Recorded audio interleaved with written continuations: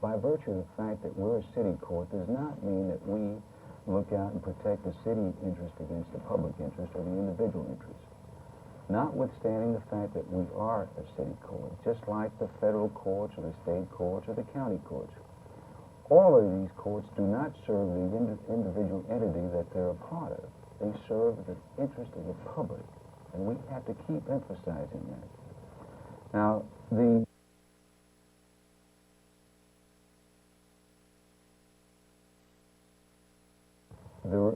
reforms that we've initiated are the pre-trial release, which enables the jailer to let a man out of jail and have him come in the morning, so he doesn't have to stay in the jail all night.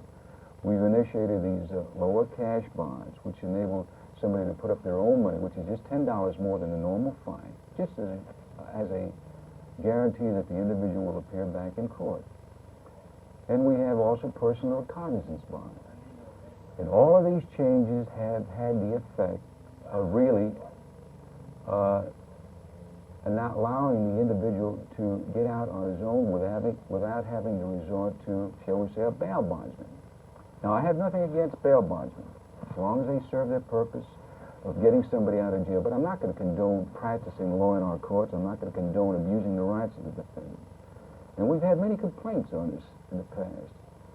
And so many times individuals have stated that, well, this is going on so long that you can't do anything about it. I believe that we can do something about it, and I believe that we will do something about it.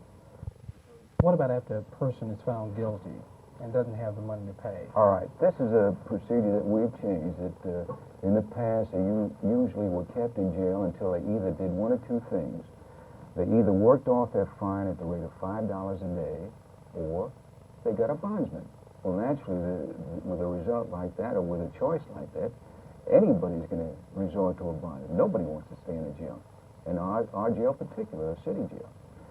All right, what we've done and what we continue to do is that anytime somebody's fined on a jail docket, we give him 2 weeks to pay the fine. And if he hasn't paid it at that time, he can just get an extension. In other words, we want to keep the people out of the jail.